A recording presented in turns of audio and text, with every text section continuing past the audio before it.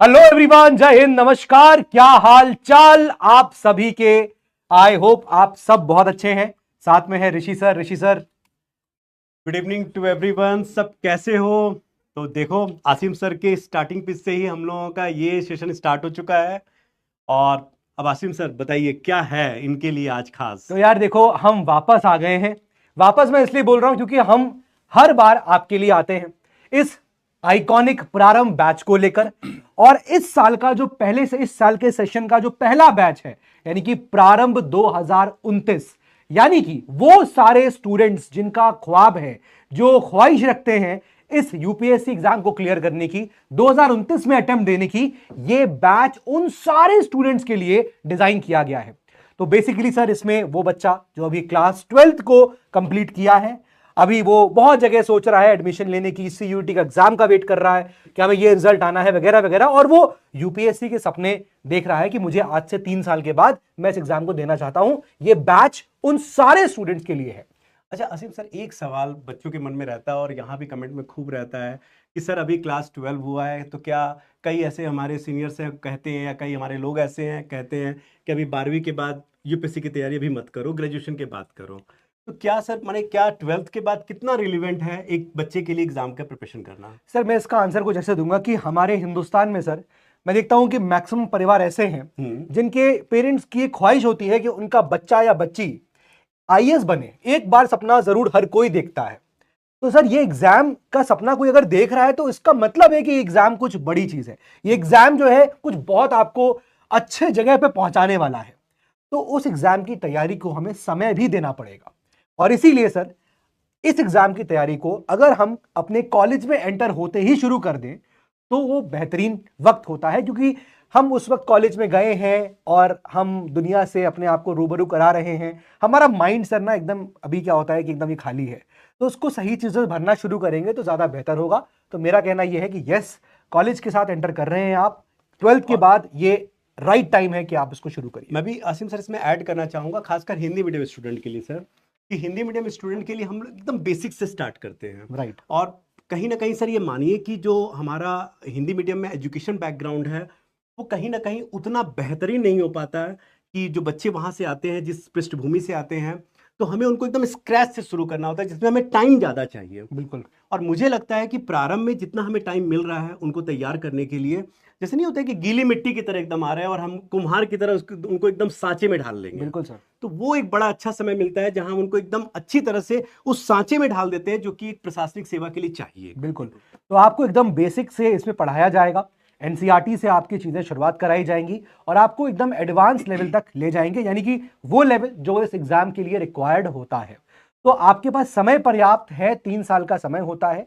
धीरे धीरे इसमें आप अपने कॉलेज के साथ आपको जो समय मिलता है आप उसमें पढ़ते रहिए, और धीरे धीरे आपको लगेगा 3 साल के बाद पीछे मुड़ के देखोगे तो मैंने अच्छा खासा सर इन्वेस्ट किया है टाइम, और मुझे उसका रिजल्ट भी देखने को मिलेगा। तो देखिए यार, ये एग्जाम में ना समय मांगता है, इसमें कोई शक नहीं है। कोई अगर ये सोचे कि नहीं नहीं यार, मैं तो एकदम मैं 1 साल में कर लूंगा, तो देखो यार, वक्त लगता है इसमें, है ना, समझने में टाइम लगता है। ये एग्जाम आपसे अंडरस्टैंडिंग डिमांड करता है, आपसे आपकी समझ बननी जरूरी है। एक आईएएस अधिकारी बनोगे, आईपीएस बनोगे, आपको चलाना है इस देश को। तो भाई, तुम अगर 22 साल की उम्र में आईएएस बनने जा रहे हो, तुम सोचो देश चलाने जा रहे हो, तो तुम्हारे अंदर वो अंडरस्टैंडिंग और वो मैच्योरिटी होनी चाहिए, और वो समय के साथ आती है और सही डायरेक्शन के साथ आती है। ऐसे तो सर हम सभी लोग बड़े हो जाते हैं, कॉलेज से निकल जाते हैं, लेकिन हर कोई उतना बेहतरीन कॉलेज के बाद खत्म होने का नहीं होता है। कोई कभी रगड़ रहा होता है तो कोई कभी रगड़ रहा होता है। देखो यार, you have to start one day. आप शुरू नहीं करोगे तैयारी तो कोई और करेगा। सर बच्चे कहते हैं ना, ये आ गए अपने बैच को लेकर अपना यहाँ बैच सेल करने के लिए। मैं इनसे साफ बोलता हूं कि ये आपका कंसर्न है ही नहीं। भाई देखिए, कुछ साल पहले तक ऐसी सिचुएशन नहीं थी। हम लोगों के फादर के टाइम पे प्रिपरेशन होती थी, तब आदमी पीजी करने के बाद सोचता था कि चलो अब क्या करें, तैयारी करते हैं। फिर एक समय आया कि लोगों को लगा नहीं, कंपटीशन बढ़ रहा है, पॉपुलेशन बढ़ रहा है, ज्यादा कंपटीशन हो रहा है, ज्यादा लोग हैं, तो लोगों ने पहले तैयारी करना शुरू किया। यही है जो जनरेशन गैप आ रहा है। अब आपके हाथ में फोन है, आपके पास हर वक्त नॉलेज है, इंफॉर्मेशन है, आप धीरे धीरे एडवांस होते जा रहे हैं। इसीलिए अब समय आ गया है कि आप यहीं से शुरुआत करें। सर माने मैं हमेशा बच्चों को इस मामले में कहता हूँ कि 2-3 बातें, जैसे कि एक कॉलेज का टाइम जो अब आप लोग का होगा, ये बहुत गोल्डन टाइम होता है। राइट। यहाँ पर कोई प्रेशर नहीं होता है, बिल्कुल बच्चा सर। आराम से टाइम लेकर 3-4 घंटे की स्टडी करके इस एग्जाम की प्रिपरेशन को बहुत अच्छे से कर सकता है। Right, number 1। बिल्कुल सर। नंबर 2 अगर मैं बात करता हूँ, आपने देखा है सर कि ज्यादातर जो कम उम्र में बच्चे सेलेक्ट होते हैं वो आईएएस का सबसे हाईएस्ट पोस्ट जो कैबिनेट सेक्रेटरी का पोस्ट होता है, बिल्कुल। They can reach there. बिल्कुल बिल्कुल वो चले जाते हैं क्योंकि 35 साल की सर्विस तो कम से कम उसमें चाहिए ही चाहिए। बिल्कुल सर। और हमने देखा है कि जो अर्ली सेलेक्ट होते हैं उसको एडवांटेज मिलता ही मिलता राइट है। राइट। तो ये एक बहुत बड़ा फैक्टर है सर कि बच्चा तैयारी कब से शुरू कर रहा है। आप ग्रेजुएशन के बाद शुरू करेंगे, वही आपको 2 साल लगेगा वहां पर, वहां 2 साल तो लगेगा ही लगेगा, लेकिन ये कि आपका सिलेक्शन किस एज में जाकर के हो रहा है। बिल्कुल। और यहां अगर आप 3 साल अपने एकेडमिक के साथ में स्टडी कर रहे हैं, तैयारी कर रहे हैं, तो बच्चों यही देखना कि आप ग्रेजुएशन कंप्लीट हुआ, एग्जाम दिए, सिलेक्शन पाए और अपना एक जो होता है ना कि टेन्योर ऑफ सर्विस आप लंबा ले पाएंगे और हाईएस्ट पोस्ट तक जा पाएंगे। बिल्कुल। तो चलो यार आगे बढ़ते हैं, शुरुआत करते हैं। ये प्रारंभ बैच 2029 का आ गया है। ये बैच हिंदी माध्यम के बच्चों के लिए भी है, यानी कि प्योर हिंदी में आपको पढ़ाई कराई जाएगी। कंटेंट हिंदी में होगा। ऋषि जैन सर हैं, आपको बखूबी सारी बातें बताएंगे। और इंग्लिश बैच है, यानी कि जो टीचर होगा, जैसे मैं आपसे बातचीत कर रहा हूं बोलचाल की भाषा में, वैसे होगा। और पीछे जो कंटेंट लिखा होगा स्क्रीन पे वो इंग्लिश में लिखा होगा। मैं फिर से एक बार रिपीट कर दे रहा हूं कि ये जो बैच होगा ये 2 मोड में है। एक प्योर हिंदी मीडियम जहां पर आपको पढ़ाया भी हिंदी में जाएगा, मटेरियल भी आपका हिंदी में होगा, और एक इंग्लिश में होगा जहां आपको पढ़ाया हिंदी में इंग्लिश में मिक्स करके, ज्यादातर हिंदी का वहां यूज किया जाएगा ताकि आपके अंडरस्टैंडिंग लेवल ठीक रहे, लेकिन जितने भी नोट्स आपके होंगे सब वो इंग्लिश में होंगे। ठीक है? बिल्कुल सर, बिल्कुल। तो अभी ये बैच शुरू होने जा रहा है 18 अप्रैल को, पहली क्लास है। अभी आपको पता है कि इसका प्राइस जो है, ऑफर 12 अप्रैल तक एक्सटेंडेड थे, उसके बाद ये ऑफर बढ़ गया था, प्राइस इसका बढ़ गया था, लेकिन अभी आप सभी लोगों के लिए इस बैच का प्राइस रिड्यूस किया गया है। और वो आप देख सकते हैं, अभी वो 30,999 है। 31,000 रुपए यहां पर आपका प्राइस है दोस्तों। और ध्यान रखिएगा, ये जो ऑफर है, लेट मी टेल यू, ध्यान से सुनिएगा, ये ऑफर आपका, ये जो फर्स्ट क्लास 18 अप्रैल को होने जा रही है तब तक ही है। यानी कि आज सर 16 अप्रैल है, 16 आपके पास टाइम है, 17 आपके पास टाइम है, और 18 जो ये पहली क्लास होने जा रही है तब तक आपके पास ये ऑफर है। 18 अप्रैल आपका पहला क्लास स्टार्ट होगा, प्रारंभ 2029 का, और जैसा ही पहला क्लास शुरू होगा आप समझिए ये ऑफर उस दिन समाप्त हो जाएगा। तो ये बस उसी दिन तक है। बिल्कुल।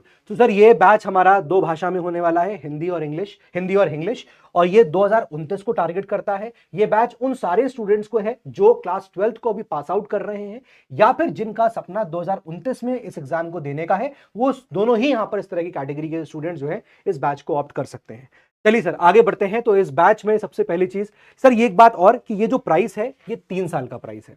अभी को लगता है कि अरे ये 1 साल का प्राइस है, अरे नहीं भाई। And we have EMI also ना सर? यस सर, वो भी ऑप्शन हमारे पास होता है कि वो भी आप कर सकते हैं। तो देखो यार, ये 3 साल का प्राइस है। आप यहाँ पर अगर आप डिवाइड भी करके देखेंगे तो इस प्राइस में यहाँ पर आपको किताबें भी मिलती हैं, 38 हार्ड बुक्स हैं जो आपके घर तक जाएंगी, और साथ ही साथ जो तुम्हारी ऑफिसर्स किट की डिमांड है भाई वो भी इसमें अभी इंक्लूड है। ले लो भाई, है ना, तुम्हारे पास अभी भी मौका है, वो भी तुम ले सकते हो। और किताबें हैं, ऑफिसर बैग है, कोर्स तो है, 3 साल का ये प्राइस है। प्रीलिम्स, मेंस, इंटरव्यू सारी तैयारी आपकी इसमें यहाँ पर होगी। ऑप्शंस भी इसमें यहाँ पर इंक्लूडेड है। ठीक है, I hope I have made it clear sir. आगे बढ़ते हैं। तो इसमें सर फीचर्स की जब बात करते हैं तो ये 3 ईयर का स्ट्रक्चर, सर एक बार फर्स्ट ईयर में क्या होने वाला है सर? मैं बात करूं 3 साल के कोर्स में हम कैसे जाएंगे, तो पहला साल जो होगा हमारा वो होगा आपका फाउंडेशन तैयार करना। देखो यूपीएससी के एग्जाम में सबसे इंपॉर्टेंट रखता है कि आपका फाउंडेशन कैसा है। अगर आपका नींव ही खराब है तो आप जितना भी बिल्डिंग बना लीजिए ढह जाएगा सारा। आपको वापस करना ही होगा स्टार्ट अपने फाउंडेशन में। तो इसीलिए हम इस बात को बेहतरीन तरीके से समझते हैं, और हम समझते हैं कि स्टूडेंट कहां सबसे ज्यादा गलती करता है कि वो अपना फाउंडेशन ही नहीं तैयार करता है।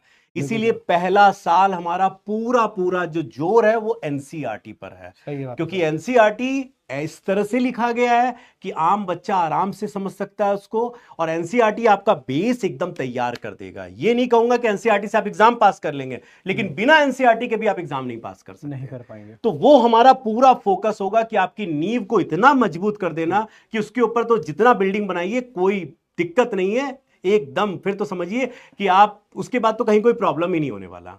दूसरा साल जो पहला साल हमारा हुआ नींव पर काम, दूसरे साल हम लोग काम करेंगे आपके बेसिक के बाद थोड़ा एडवांस कोर्स में हम लोग जाएंगे। जहां आपका हाथ पकड़ करके हम लोग, हमारे जितने भी फैकल्टी होंगे वो आपको एडवांस कोर्स में ले जाएंगी, और जहां पर आप बेसिक के बाद जो उसके ऊपर कितना एडवांस है, कैसे उसको पढ़ना है, कितना एनालिसिस करना है, किस लेवल में करना है, हम लोग पूरा का पूरा उस पर ध्यान देंगे। मेंस आंसर राइटिंग कराएंगे, मेंस आंसर राइटिंग के स्ट्रक्चर को कैसे करना है, कंटेंट कैसे देना है, इस पर काम होगा। जो सबसे मेन इंपॉर्टेंट अब हमारा होगा वो होगा तीसरा फेज जब आएगा, थर्ड ईयर में जब आएंगे। और तीसरा फेज हमारा जो थर्ड फेज है, वहां आपका ऑप्शनल जो कि रहेगा उसको हमें खत्म कराना बहुत जरूरी रहेगा। साथ में हम आंसर राइटिंग प्रैक्टिस ज्यादा से, उस समय हमारा पूरा ध्यान आपका क्या होगा, प्रैक्टिस पर होगा। जितना ज्यादा हम आपको प्रैक्टिस करा सके, प्रीलिम्स का, मेंस का। आमतौर पर बच्चा क्या करता है, पढ़ता खूब है, इतना कंटेंट फैला लेता है कि उसको कंसाइज नहीं कर पाता है। एग्जाम में जब सवाल होता, मॉक टेस्ट देता है तो उसके नंबर नहीं आते हैं। लेकिन हमारा यहां पर है कि वो फियर हटा देना, ताकि एग्जाम में एकदम कि आप दो कौन सा एग्जाम देना है सर, वो सारा का सारा fear। एक स्टूडेंट है हमारे ही प्रारंभ बैच का है, और चांस की बात है कि मेरे सोसाइटी में रहता है। एक ऐसी स्टूडेंट और है, शिवम सर बता रहे थे, शिवम सर भी यहाँ पर है कि उनके उनके कांटेक्ट में भी है, और वो भी जो है प्रारंभ से है, और बहुत ही ज़बरदस्त तैयारी उनकी हो रही है। तो सर जिसकी मैं बात कर रहा हूँ, तो मेरी सोसाइटी में रहता है, तो वो एक दिन मुझसे टकरा गया और फिर रेगुलरली मेरे घर पे भी आने लगा। सर वो 6 महीने पहले इतना ज़्यादा आंसर राइटिंग नहीं करता था, या फिर बिल्कुल ही नहीं करता था, लेकिन उसने लास्ट 6 मंथ से जो आंसर राइटिंग शुरू किया है। अभी मेरे ख्याल से वो 2 हफ्ते पहले मेरे घर आया था, तो उसने कहा कि सर बस मैं मिलने आया हूँ कि मैं ऐसे ऐसे पढ़ रहा हूँ, if I am doing it right और रॉन्ग। तो सर उसने ये बताया कि आंसर राइटिंग जो है मिलती है हमको करने के लिए, डेली हमको सर एक क्वेश्चन मिलता है जो हमें प्रैक्टिस करना होता है, और उसका ये कहना है कि अब 6 महीने डाउन द लाइन वो आंसर को 8-9 मिनट 10 मिनट में लिख रहा है। तो सबसे बड़ी बात सर इस मेंस एग्जाम की यही है, इट इज नॉट द कि आपको नॉलेज कितनी है, जो भी नॉलेज है उसको आप कैसे लिख पा रहे हो। सबसे बड़ा चैलेंज मेंस का यही होता है, और यही चीज अपना यहाँ भी एक एक्सपीरियंस बता रहा हूँ सर, कि जब मैं प्रारंभ बैच स्टार्ट किया, मेरा जब सब्जेक्ट आया, तो मैंने क्या देखा सर कि बच्चों का, जब जैसे कि एनसीईआरटी बेस में जब मुझे पढ़ाना पड़ रहा था, तो मैं इजी इजी क्वेश्चन लेकर के उनको करवा रहा था। कैन यू बिलीव सर, दूसरे दिन बच्चों का कमेंट आना शुरू हो गया कि सर ये तो बहुत इजी क्वेश्चन है, थोड़ा सा हमें यूपीएससी के लेवल के क्वेश्चन दीजिए। And can you believe sir, जो एनसीईआरटी बेस पर जब हमने यूपीएससी के क्वेश्चन देना शुरू किया, मैंने किया कि चलो देखते करते कि नहीं, माने आई कांट बिलीव कि फर्स्ट ईयर का बच्चा उसको आराम से बैठकर सॉल्व कर आ रहा है। बिल्कुल बिल्कुल। तो ये कॉन्फिडेंस आता है। और सबसे अच्छी बात है हमारे यहाँ पर क्या है सर, कि हर क्लास में, ये मैंने पहली बार अपने यहाँ देखा कि डीपीपी डीएमपी हर दिन पहले दिन से आपका स्टार्ट हो रहा है, जहां 5 क्वेश्चन आपको जो पढ़ाया गया उस पर, और मेंस का 1 क्वेश्चन आपको लिखना ही लिखना है। Right sir. और ये सर, ये कहीं नहीं है सर, और ये बच्चा के अंदर इतना कॉन्फिडेंस जगा देता है। आप सोचिए 3 साल तक ऐसा हो रहा है, और पहले दिन से करके 6 महीने के बाद तो बच्चा खुद ही अपने खुद लिखना शुरू कर देता है। भाई देखो, तुम करना चाहते हो ना तो तुम कर लोगे, ये करने वाले स्टूडेंट्स के लिए है। मतलब जो जिनके अंदर जुनून है, जिनके अंदर जज्बा है कि यार अपन को करना है, फादर मदर माँ बाप का नाम जो है सर रोशन करना है, उनकी आंखों में ना आंसू लेके आने हैं उस दिन कि भाई जो मेरा रिजल्ट आया है, और तुम बताओ रिजल्ट खोलने के बाद कि पिताजी मेरा हो गया है सिलेक्शन। एकदम आपके पिताजी, अगर आप, बहुत सारे ऐसे बच्चे होते हैं सर हमारे यहाँ जो ग्रामीण इलाकों से जुड़ते हैं, गांव से जुड़ते हैं। मैं इमेजिन कर सकता हूँ, पिताजी मान लीजिए खेत में है, बहुत सारे ऐसे लोग होते हैं। मैं एक बच्चे से मिला था, वो प्रारंभ में अच्छा परफॉर्म कर रहा था, उसको सेमेस्टर ने बुलाया भी था, उसके फादर क्रेन चलाते थे। तो वैसे लोग भी, और मैं इमेजिन करता हूँ कि भाई तुम लोग का सिलेक्शन होगा, तुम जाके बताओगे ना, पिताजी तुम्हारे चारपाई पे लेटे हैं, तुमने बताया कि पिताजी हो गया है, तो भाई वो मोमेंट है सर, वो जो आंसू आएंगे ना सर, वो देखने के लिए तुम्हें पढ़ाई करनी है यार। वो इतने कुर्बानियां देते हैं तुम्हारे लिए पेरेंट्स, तुम नहीं जानते हो, और तुम्हें उनके लिए कुछ कर गुजरना है यार। और मैं सर बच्चों को ये कहना चाहता हूं, कई ऐसे बच्चे मैसेज भी कर रहे हैं, मैं देख रहा हूं सामने से। ऐसा नहीं है बच्चों कि आप सेल्फ स्टडी नहीं कर सकते हो, करना है आप करो, लेकिन प्रोसेस आप ध्यान रखिए, यही अपनाइए। अगर आप सेल्फ स्टडी भी कर रहे हैं, बिल्कुल, यहां क्या हो रहा है, आपके मेहनत को आप थोड़ा आउटसोर्स कर दे रहे हैं। हम पर भरोसा, क्योंकि हम लोगों ने अपना जीवन इसमें खपा दिया है। अब मेरा इकोनॉमी सब्जेक्ट है तो उसी पे, आसिम सर का हिस्ट्री का सब्जेक्ट है तो आसिम सर ने अपना पूरा जीवन खपा दिया है। तो उनको पता है, उनको ये पता है कि 26 क्या एग्जाम में क्वेश्चन आ सकता है, 27 तो क्वेश्चन क्या आ सकता है। तो आप अपनी मेहनत को बस आउटसोर्स कर रहे हैं। अदरवाइज ऐसा नहीं है जो लिख रहे हैं यहां पर, कि मैं बता रहा हूं आप अपना चाहें तो सेल्फ स्टडी भी कर सकते हैं। कुछ बच्चे बहुत बोल रहे कि सर प्राइस बहुत ज्यादा है, आपको बच्चे लग रहा है, लेकिन आप ये 3 साल को काउंट नहीं कर रहे हो, 3 साल को, जिसमें टैक्स वैक्स सब कुछ शामिल है, किताब शामिल है, ऑफिसर बैग शामिल है, आपकी आंसर राइटिंग प्रैक्टिस शामिल है, और इवैल्यूएशन शामिल है कि बताया जाएगा भाई तुम क्या गलत कर रहे हो। हर चीज तुम्हारे लिए मेंटरशिप है, तुम फोन करके मेंटर से पूछ सकते हो कि मुझे ये समझ में नहीं आ रहा है, ये मेरे को रास्ता समझ नहीं आ रहा है, क्या करना चाहिए, क्या स्ट्रैटेजी होनी चाहिए, हर कोई आपके पास अवेलेबल है। भाई तुम्हें ना बस एक बार ट्रस्ट करना है कि टीम यहाँ पर मिलेगी तुमको, अब इस पूरी टीम आएगी, तुम्हें ट्रस्ट करना है। और भाई एक बार ट्रस्ट करो, तुम पढ़ो और तुम आओ यार, तुम्हें समझ में आ जाएगा अपने आप। मैं ज्यादा क्या आसिम बोलूं सर, मैं बता रहा हूँ ये बहुत बड़ा रिवॉल्यूशन है। नहीं तो बिल्कुल सर, हमारे इंस्टीट्यूट और वो हैं लाखों की फीस ले रहे थे सर यहाँ राइट पर। राइट। ये तो एक बहुत बड़ा क्रांति ला दिया है पीडब्ल्यू ने कि इतने कम फीस में इतना कुछ Yes, आपको sir. मिल रहा है वहां पर। तो सर ये 3 ईयर का प्रोग्राम है। First year NCERT basic, second year advance level, third year optionals, prelims test series, mains test series, answer writing, हर चीजें यहां पर होंगी और आपको एकदम तैयार कर देंगे, एकदम समझ रहे हो, पॉलिश कर करके घिस घिस के तैयार हो जाओगे तुम लोग। आगे बढ़ते हैं सर। तो सर इसमें बहुत सारे फीचर्स हैं। लाइव क्लास आपको मिलेगी, लाइव नहीं देख पाए, किसी के पापा की, बुआ की, फूफा की, दादा की, किसके के भतीजे की शादी है, बर्थडे है, नहीं जा पाए, तो भाई आप रिकॉर्डेड देख लो, एक बार नहीं 1000 बार देख लो, 1x पे नहीं 2x पे देख लो, जैसे x पे देखना हो, जैसे x को देखना हो वैसे देखो। आई मीन टू से कि जितनी बार देखना हो देख सकते हो। तो भाई जीएस की क्लासेस भी हैं, सीसैट की क्लासेस भी हैं, पर्सनलाइज मेंटरशिप मतलब 1-to-1 मेंटरशिप। पर्सनलाइज का मतलब 1-to-1 sir. 1-to-1 is like कि मुझे कुछ बात समझ में नहीं आ रही है, मैं आपको जो है एक फॉर्म भरूंगा, मुझे कॉल आएगा, मुझे कुछ डाउट हो रहा है तो मैं आपसे पूछ सकता हूं। आसिम सर, मैं यहाँ रोकना चाहता हूँ, एक बात बता रहा हूँ। ऐसे ऐसे जगह भी मैंने पढ़ाया है जहाँ 600-800 बच्चे बैठकर पढ़ रहे हैं, पता ही नहीं लग रहा, आप सवाल पूछ ही नहीं सकते टीचर से खड़े होकर के, आपको पूछने के लिए भी सोचना पड़ेगा 10 बार। और यहाँ 1-to-1 मेंटरशिप सर मायने रखता है कि एक एक बच्चे के हर प्रॉब्लम के सॉल्यूशन को लिया जा रहा है, उसके प्रॉब्लम को उसके हिसाब से।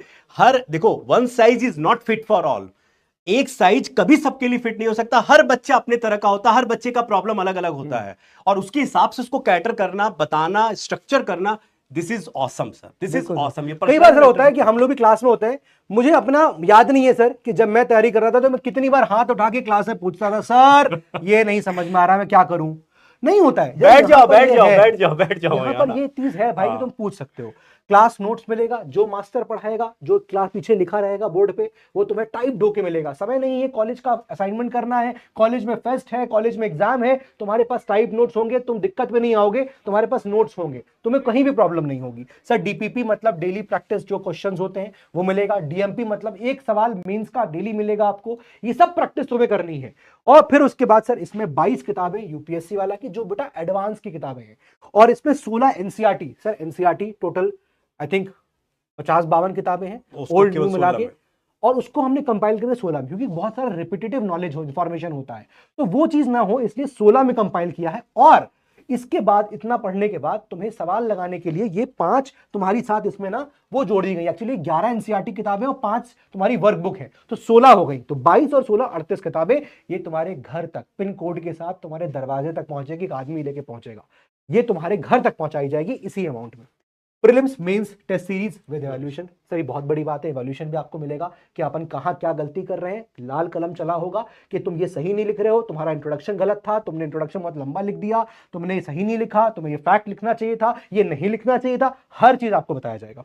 एंड सर इसमें ऑप्शंस इंक्लूड है, जो भी पीडब्ल्यू के पास होंगे वो आप। कई बच्चे लिख रहे हैं यहाँ पर कि ऑप्शनल ऑप्शनल, ऑप्शनल इसमें इंक्लूड है, इसमें अलग से आपको नहीं, ऑप्शनल इसमें इंक्लूड रहेगा एज पर योर चॉइस, जो हमारे पास ऑप्शनल रहेंगे। यस सर, अब बढ़ते हैं अपनी वो धुआंधार फैकल्टीज के पास, ये है ना। जो सर देखिए सर, अभी हम बात कर रहे थे कि बच्चों की फाउंडेशन की बात, सर हमने भी अपना होमवर्क किया है, हमारे पास भी सर नींव तैयार है। शिवम सर ना हो तो सर हमारी नींव नहीं होगी, ऋषभ सर नहीं है तो हमारी नींव है, प्रारंभ की नींव है सर। सर लोग मतलब एक पिलर, स्तंभ है सर, स्तंभ, अगर वो डगमगाया तो मतलब बात करूं सर कि तो आप खड़े हुए हैं यहाँ पर सर, ये सब इतने नींव है हमारे पास। मंजू मैम अब कुछ दिन बाद, कुछ देर में वो भी ज्वाइन करेंगी। अरे मंजू मैम भी आ रही हैं, बहुत टाइम से मैं भी मतलब मंजू मैम का तो मैं वेट कर रहा था, मैम गायब कहाँ थी। मुझे याद है सर, प्रारंभ लॉन्च में मंजू मैम का वो रख करके उनको लॉन्च किया गया था। अब अगर साक्षात वो आ जाए तो that will be very happy, बच्चे खूब वेट भी बिल्कुल सर। तो सर चल दिए फैकल्टी से मिलते हैं, तो कौन कौन से यहाँ पर धुरंधर फैकल्टीज है जो आपको इस बैच में, ये इंग्लिश मीडियम के हैं, ये इंग्लिश की फैकल्टीज हैं दोस्तों, यानी कि आप समझ रहे हो इंग्लिश और हिंदी, ये इंग्लिश के फैकल्टीज हैं जिसमें मैं आपको हिस्ट्री पढ़ाऊंगा, आदित्य सर आपको इंडियन पॉलिटी पढ़ाएंगे, ऋषभ सर अब आदित्य सर का नाम ले ही रहे हैं तो क्यों ना बुलाया जाए उनको। अरे तो आदित्य सर आप कहाँ हैं, साक्षात प्रकट होइए। आदित्य सर आते नहीं सर, प्रकट होते हैं, प्रकट होते हैं। आदित्य सर आ गए, आइए आदित्य सर आ गए हैं सर। ये ऐसे ऐसे प्राणी है ना ये दोनों, ये बातें ऐसी ऐसी बताएंगे क्या आदित्य सर प्रकट हो गए, ओहो एकदम ऊपर से आए हैं। आप बच्चे आप सब सर, चाचा जी मतलब हाँ, बड़ा मैं सुनता हूँ चाचा, हाँ। फेमस है। अरे वो चाचा, मैंने इनको बोलना शुरू कर दिया। मैं देखो भाई चाचा, समझ में आ रहा है कि नहीं? तो एंड सर वो चाचा, भी आपको मैं भी बड़ा चाचा। चलता है कि माय हाइनेस क्या हुआ आप बताते हैं, अच्छा। अच्छा वो भी बहुत चलता है। अरे सर, वो भी दूसरी बच्चे चीज है। आसिम सर बड़ा एकदम सर वो बच्चे बताते हैं तो मुझे अच्छा। याद है क्या क्या बोलते रहते हैं। वो दूसरी चीज है, your majesty. Your majesty, your majesty. Your majesty. तो वो चीज अलग तो कहानी सर है। कैसे इंडियन पॉलिटी में बच्चों को यहाँ पर किस तरह से क्या मिलने वाला है सर प्रारंभ में कुछ? सर इनको सब मिलेगा, जैसे इनको जो जो चाहिए भाई। 3 साल की जर्नी है इनकी, लंबी चौड़ी। अब एक तो ना इन्हें उसी बात से तसल्ली है कि हाँ, हमें सब चीज जीरो से बताओ सर, हमें कुछ नहीं मालूम है। और मैं ये मान के चलता हूँ कि हमारी क्लास में सबसे पीछे वाली बेंच पे जो बच्चा बैठता होगा, अगर ये ऑफलाइन क्लास होती तो उसको समझ में आ जाए। हमारा उद्देश्य उनसे है कि वो बच्चे पहुंचे।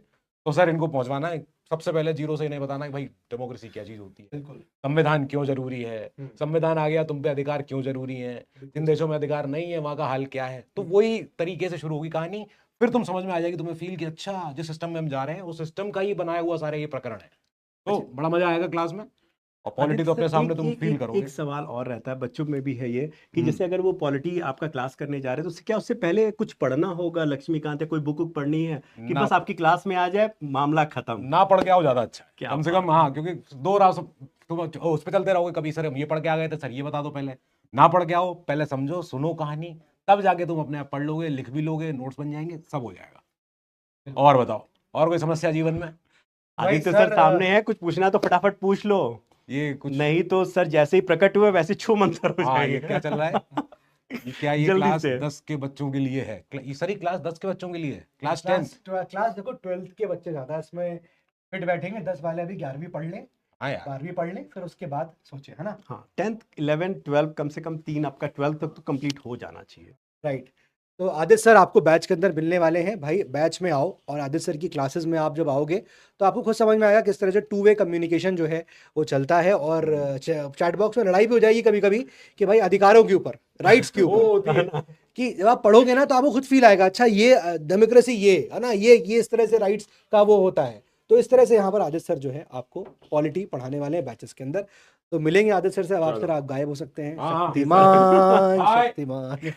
ठीक है, तो आगे बढ़ते हैं। अब हमारे साथ यहाँ पर जो है बड़े ही यहाँ पर धुआंधार फैकल्टी सर मैं बुला लेता हूँ। पहले तो यहाँ पर शिवम सर को, शिवम सर ही बैठे हुए हैं सर आइए। और ये भी प्रकट हुए। मैं रोक नहीं पा रहा हूँ अपने आप को कि शिवम सर को पहले बुला लिया जाए। भाई शिवम सर, सर मैं आप सर का इंट्रोडक्शन के लिए मतलब मैं क्या बताऊँ, sir is a very very जोल पर्सन। हम लोग सर के साथ बहुत समय मतलब बिताते हैं, जब भी बिताते हैं तो हम लोगों का बड़ा वाइबिंग होता है ना, मतलब वाइब, हम भी वाइब करते हैं भाई, ऐसा नहीं है। तो सर साइंस टेक आपको पढ़ाने वाले हैं और सर के बारे में sir so many toppers recommend के सर का साइंस एंड टेक है ना। सर के और भी सब्जेक्ट्स हैं, सर ने तो ज्योग्राफी पढ़ाया हुआ है प्रारंभ पे, इन्वायरमेंट ही पढ़ाया हुआ है सर मतलब इट्स ऑल राउंडर सर, है ना। तो ये बता रहे सर पिलर तो स्तंभ है सर हमारे। सर सर आप जैसे शिवम सर आमतौर पर साइंस एंड टेक्नोलॉजी, साइंस बहुत टेक्निकल सब्जेक्ट माना जाता है, खासकर ह्यूमैनिटी के बच्चों को एकदम समझ में नहीं आता। बिल्कुल नहीं आता है सर। उनको लगता है कि साइंस पहले छोड़ दो यार, बाद में करेंगे इसको, कभी कभी तो छोड़ ही देते हैं। तो ऐसे में सर क्या अलग हम करके दिखा सकते हैं उनको कि क्या हमारा अलग रहेगा कि जिससे कि जो साइंस नॉन साइंस बैकग्राउंड का बच्चा वो भी माने समझ लीजिए उसका साइंस फेवरेट सब्जेक्ट बन जाए? सर सबसे पहला झटका इनको क्लास में ये लगता है ना कि हम लोग साइंस एंड टेक्नोलॉजी बोलते हैं, लेकिन यूपीएससी जो है वो साइंस से सवाल ही नहीं पूछता है, वो टेक्नोलॉजी से सवाल पूछता है। अरे भैया तो- बताइए, आज मुझे ये भी पता लगा है। तो टेक्नोलॉजी से जब सवाल पूछते हैं तो हम लोग पढ़ते ही नहीं है कभी, ना किसी स्कूल में पढ़ाया जाता है, ना कॉलेज करिकुलम में आता है। तो यहाँ पर तुम लोग टेक्नोलॉजी पहली बार पढ़ते हो। अब मेरे लिए सर एक अच्छी बात ये हो जाती है कि मुझे ये समझ में आ जाता है कि इनमें से एक भी बच्चे को कुछ नहीं आता है। तो जब कुछ नहीं आता है तो फिर जैसे तुम्हें क्लास 6, 7, 8, 9 के हिसाब से पढ़ाना चाहिए पहले, तो मैं पहले वैसे ही स्टार्ट करता हूँ कि सबसे बेसिक्स, मैं हर एक चैप्टर के पहले एकदम बेसिक कवर करता हूँ पहले, और फिर उस बेसिक के बाद तुम्हारा जब फाउंडेशन बिल्ड हो जाता है फिर उसमें यूपीएससी का तड़का लगता है, और फिर उसके बाद लगता है पीवाईक्यूज का तड़का, ना सिर्फ प्रीलिम्स का बल्कि मेंस का भी। तो सारे जब सवाल पूरा एक साइकिल कंप्लीट हो जाता है ना कि पहले बेस बन गया, फिर कॉन्सेप्ट क्लियर हो गया, फिर पीवाईक्यू सॉल्व कर लिया प्रीलिम्स का, मेंस के आंसर लिख लिए, कॉन्फिडेंस आ गया, मजा आ गया। सर मैं भी मतलब मैं भी बीए साइड से था, जैसे मैंने किया था, ऑल्दो हाँ, 12 साइड में साइंस साइड था, मैथ साइड था। लेकिन सर जो आप सर तरीका, सर एक का सर का पढ़ाने का तरीका है ना सर, जब कप्पू और गप्पू करेंगे तो समझ में तो आ ही जाएगा सर ये क्या है कप्पू गप्पू, सर एक बार बता दीजिए सर क्या करेंगे मतलब। मैंने आसिफ शॉर्ट को देखा, तो मैं सब एकदम मजा आ गया मुझे सर देख के, यार अरे मुझे भी सर क्लियर हो गया। ये तो सर एक सीपीयू और जीपीयू के बारे में बात की थी। सर ने कप्पू और गप्पू करके समझाया तो मैं भी रुक गया यार, ये कप्पू गप्पू क्यों कर रहे हैं, फिर मुझे समझ में आया अच्छा जीपीयू ओ। और भाई सर आज तो मतलब ऑफ कोर्स इतना एआई का जमाना है, तुम्हें बहुत जरूरत पड़ने वाली है। तो सर जिस तरीके से साइंस एंड टेक पढ़ाएंगे ना, मतलब मैं कहूंगा कि एक आर्ट्स और ह्यूमैनिटीज के स्टूडेंट को भी कोई दिक्कत नहीं होने वाली है, मजेदार तरीके से सर। बिल्कुल बिल्कुल That will सर। be और बस जल्दी ही मिलते हैं सर इन लोगों से भी, बस मुलाकात अब बहुत ही जल्द होगी आप लोगों से बैच के अंदर। तो मिलते हैं और एक नए जर्नी की शुरुआत करते हैं। आप सभी को मेरी तरफ से बहुत बहुत शुभकामनाएं, all the best. Thank you sir, thank Thank you you, so much for joining us sir. Thank you sir. तो भाई देखो, अब जब ये बैच लॉन्च हो रहा था, आज तो इस बैच का ओरिएंटेशन है, लेकिन जब ये बैच लॉन्च हो रहा था तो उस वक्त मैं बड़ी मुश्किल से एक सर को पकड़ पाया था, वो कहीं बिजी थे और आ ही नहीं रहे थे सर, वो आ ही नहीं रहे थे। और डॉन डॉन इज और डॉन को पकड़ना आपको पता ही है, डॉन इज बैक। तो डॉन को पकड़ना मुश्किल ही नहीं नामुमकिन है, वाकई लेकिन सर बड़ी बच्चों में मुश्किल अलग से ही हमने- क्रेज है सर, अलग ही सर, अलग अलग लेवल सर का डॉन craze है। वही है ना सर, ऋषि सर आए वही बोलने लगे। ये तो शुक्र है डॉन ने अपना शादी का मंडप नहीं बताया कहाँ है, नहीं तो बच्चे वहीं पहुंच जाते। तो मेरे दुश्मन समझ रहे थे मैं लौट के नहीं आऊंगा, और लौट के आ गए हैं वो। तो- तो भाई sir Rishabh sir is here. आइए। टॉपर्स की पहली पसंद है ना, टॉपर्स का इतना सारा नाम टॉपर्स लेते हैं, हर मतलब कोई ऐसा टॉपर मुझे लगता है यूपीएससी में जो सेलेक्ट होता है वो आपका नाम ना लेता हो sir. CSAT, economics, current affairs, sir कहीं ना कहीं इनको झगड़ ही लेते हैं कि इधर आओ कॉलर पकड़ के ये।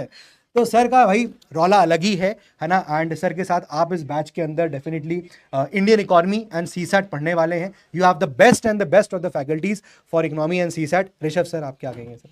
सर सबसे पहले तो मैं स्टूडेंट्स को बहुत बड़ा थैंक यू बोलना चाहता हूँ। मैं ऐसा सर मानता हूँ कि दुनिया में ना कोई बुरा स्टूडेंट नहीं होता, होते हैं तो बुरे टीचर्स। अगर हम उनको कोई कॉन्सेप्ट नहीं समझा पा रहे, इसका मतलब ये नहीं कि उनमें कोई गड़बड़ है, इसका मतलब हमारे में कुछ ना कुछ कमी रही होगी। अब सर मैं स्टूडेंट्स को थैंक यू इसलिए बोलना चाहता हूँ क्योंकि मुझे मेरे स्टूडेंट्स ने बहुत कुछ सिखाया है। मैं एक छोटा सा एग्जांपल देना चाहता हूँ। सर एक चैप्टर आता है सीसैट में, बच्चे जब पढ़ेंगे तो उनको पता लगेगा। एक एजेस करके एक चैप्टर आता है सीसैट में। बहुत सारे बच्चे ऐसे होते थे जो उस क्वेश्चन को छोड़ के आते थे। कोई बच्चा उस चैप्टर को अटेम्प्ट ही नहीं करता था कि मुश्किल क्वेश्चन आता है। मैंने वो एक दिन पढ़ाया बच्चों को, बच्चों ने कहा कि सर मुझे नहीं समझ आया। सर उसके बाद मैंने एक तरीका निकाला है एजेस के क्वेश्चन को सॉल्व करने का, और मैं गारंटी से कह रहा हूँ वो इंडिया में कोई भी नहीं पढ़ाता। एंड पिछले 3 साल से जितने भी बच्चे हैं, हर एक बच्चा एजेस का वो क्वेश्चन करके आता है और वो सही भी करते हैं। तो इसीलिए मैं हमेशा बोलता हूँ कि अगर बच्चों को कोई कॉन्सेप्ट समझ नहीं आया, इसका मतलब ये नहीं कि उनमें कोई दिक्कत थी, हम उनको शायद सही तरीके से समझा नहीं पाए। तो कोशिश मेरी यही है कि सर इस बैच में भी हम क्या करेंगे, चाहे इकॉनमी हो चाहे सीसैट हो, हम बिल्कुल बेसिक से स्टार्ट करेंगे। क्योंकि ये टॉपिक्स ना इकॉनमी इन्होंने कभी सर पढ़ा नहीं होता, आप तो जानते ही हैं इस बारे में। इकॉनमी में बहुत सारी नई नई टर्मिनोलॉजीज आती हैं। इन्फ्लेशन भी कई बच्चे नहीं समझते होते कि इन्फ्लेशन क्या, ये वर्ड आ गया। पर हम क्या करेंगे, उसको रियल वर्ल्ड के साथ, न्यूज़ में क्या चल रहा है। डोनाल्ड ट्रंप जैसे अभी ये बात करते रहते हैं ट्रेड के बारे में, आप लोगों ने करंट अफेयर्स में बात करी है, तो हर एक चीज़ को हम रिलेट करके करंट अफेयर के साथ पढ़ेंगे तो बहुत मज़ा आएगा। बहुत ही प्रैक्टिकल ढंग से पढ़ेंगे तो आई थिंक बच्चे काफ़ी इन्जॉय भी करेंगे उस चीज़ को। मैंने देखा है सर कि सीसैट में भी खासकर केवल सर प्रैक्टिस ही बहुत सारा नहीं करवाते हैं। सर की अपनी भी किताब है उसमें, और बल्कि technique is also very important कि आप सीसैट में जा रहे हैं तो आपके पास टेक्निक भी होना चाहिए कि जहां आप आराम से अपने क्वालिफाइंग मार्क्स को पास करके निकल सकते हैं वहां से। और ये ऋषभ सर बहुत अच्छे से, मैं तो हैरान रह गया सर, टॉपर जो मीट हुआ था हम लोगों का इस बार का, उसमें मैक्सिमम बच्चों ने यही कहा कि भाई सीसैट मतलब ऋषभ सर। और ये बड़ा आश्चर्य की बात है सर कि डॉन के बारे में, भैया डॉन डॉन ही है हमारे तो। बिल्कुल सर। सर एक स्टूडेंट्स आपके लिए, मतलब मैं देखता हूँ कि लिखते हैं, आपने कहा है बैचेस के अंदर कि economic is technical but not tough. Yes, sir yes. तो ये इस पे थोड़ा सा। यस सर, इसका रीज़न भी फिर से वही बच्चे ही हैं। बच्चे मेरे पास आते थे और बोलते थे कि सर इकॉनमी बड़ी मुश्किल हो रही है, बड़ी मुश्किल हो रही है। अब पॉइंट पता क्या है, इकॉनमी मुश्किल नहीं है, उसमें बहुत सारे कीवर्ड्स आते हैं। अब जैसे हमने कभी फिस्कल डेफिसिट, बहुत सारे बच्चों ने नहीं सुना कि क्या है फिस्कल डेफिसिट। पढ़ते हैं न्यूज़पेपर के अंदर तो लगता है बहुत ही टफ वर्ड आ गया। टफ नहीं है, वो टेक्निकल वर्ड है। एक बार आपको समझ आ गया कि फिस्कल डेफिसिट का मतलब क्या है, उसके बाद इकॉनमी बहुत आसान लगने लग जाती है। तो सबसे पहली चीज़ तो ये है कि आपको अपने दिमाग के अंदर ये लेके चलना है कि भाई ये कोई मुश्किल सब्जेक्ट नहीं है, मैं पढ़ूंगा, मेहनत करूंगा तो हर एक चीज़ मुझे समझ भी आएगी। और मैं सब स्टूडेंट से यही एक्सपेक्ट करता हूँ कि आपका कोई बैकग्राउंड हो या ना हो, कोई फर्क नहीं पड़ता। अगर आप में सीखने की चाहत है, अगर आप एक ओपन माइंड के साथ आते हैं कि बहुत कुछ सीखना है, बहुत कुछ हमें समझना है, और अगर मैं मेहनत करूंगा तो हर एक चीज में सीख लूंगा, तो पॉइंट वही है, टफ कुछ नहीं है इस जर्नी के अंदर, टेक्निकल चीजें हैं, धीरे धीरे करके उन सबको सीखेंगे और सक्सेस प्राप्त करेंगे। बिल्कुल, पहली बार सुनोगे तो इसलिए नया लगेगा, कुछ बार सुनते रहोगे तो बिरादरी का लगेगा, तो अपनापन सा लगेगा ना, यही तरीका होगा। ठीक है सर, थैंक यू सर। तो बैचेस के अंदर जो है आपको ऋषभ सर मिलने वाले हैं। Thank you sir. अब next I would like to call Dipendra sir. Dipendra sir का अलग ही मतलब रौला है, और सर का जो सर मतलब मैं कहूँगा ना, जो सर से एनर्जी आती है ना सर, वो बहुत ही खतरनाक होती है। और सर ना मतलब मैं बताऊँ, एक सर का बड़ा ही फेवरेट जो वर्ड होता है वो यूज़ करते हैं क्लास में कि बावले हो गए हो क्या। तो सर ऐसे ही कुछ है।